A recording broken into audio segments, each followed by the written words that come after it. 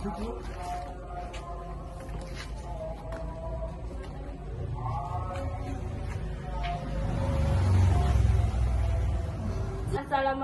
selamat pagi Ibu-Ibu.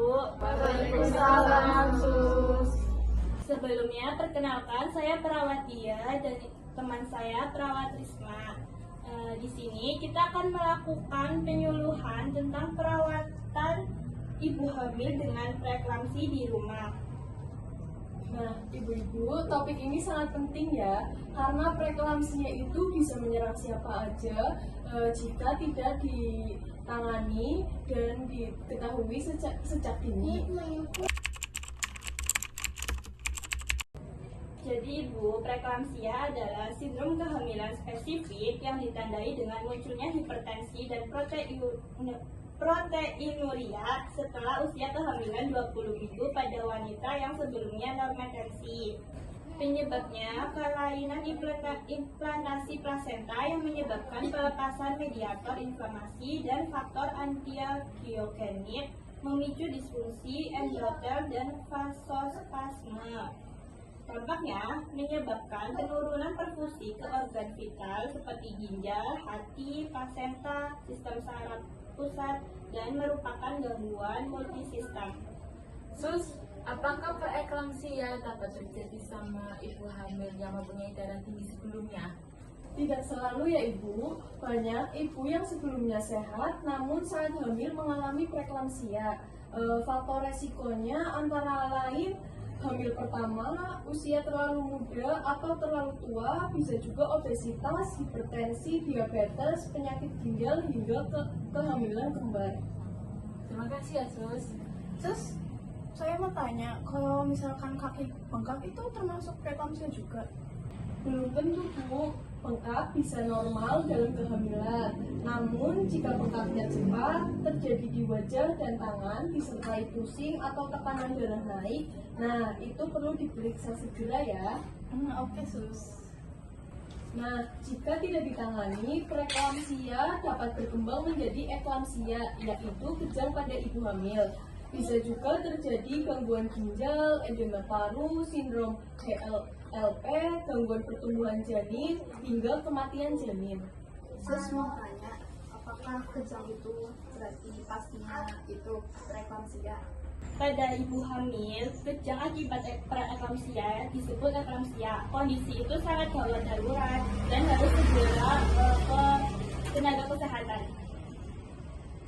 Untuk ibu hamil yang mengalami preeklamsia ringan dan dirawat jalan, perawatan di rumah yang penting sekali. Yang perlu dilakukan, yang pertama bisa mengatur pola makan, batasi garam, berbanyak protein, konsumsi natrium sedang 2,5-7 gram per hari, dan minum 6-8 gelas per hari. Yang kedua ada istirahat yang tepat. Tidur miring ke kiri untuk meningkatkan aliran darah ke ginjal dan plasenta. Hindari tidur terlentang agar tidak menekan pembuluh darah besar. Yang ketiga, minum obat sesuai resep. Konsumsi antihipertensi yang diberikan dokter, misal nifedipine, labetalol, metildopa secara teratur. Yang keempat ada kelola kesehatan mental. Kurangi stres dengan dukungan emosional dari keluarga atau pasangan. Yang kelima, monitor tanda dan bahaya.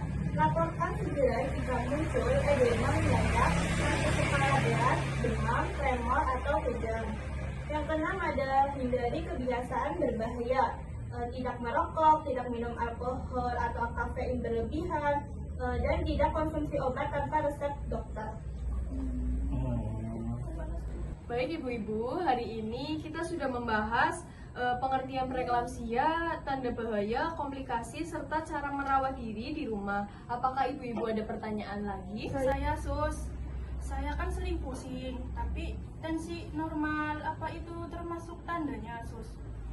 Pusing bisa karena banyak hal. Jika tekanan darah normal dan tidak ada keluhan lain, bisa jadi itu hanya kelelahan. Namun tetap pantau dan periksa ulang bila sering kambuh ya.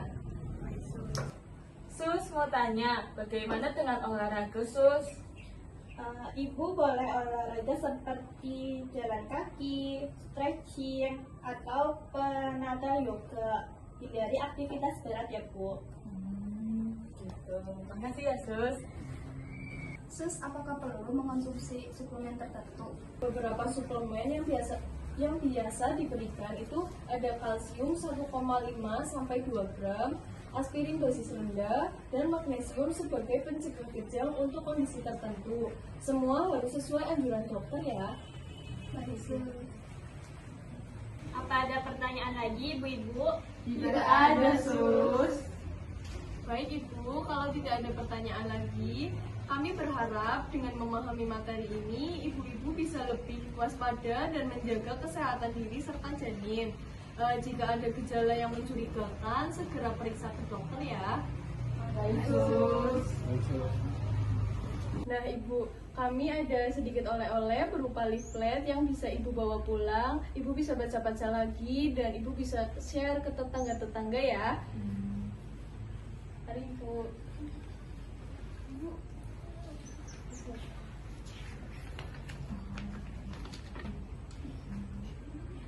Kita pamit dulu ya Ibu-Ibu. Terima kasih atas partisipasinya. Yes, sama-sama. Kurang lebihnya mohon maaf ya Bu. Wassalamualaikum warahmatullahi wabarakatuh. Waalaikumsalam warahmatullahi wabarakatuh.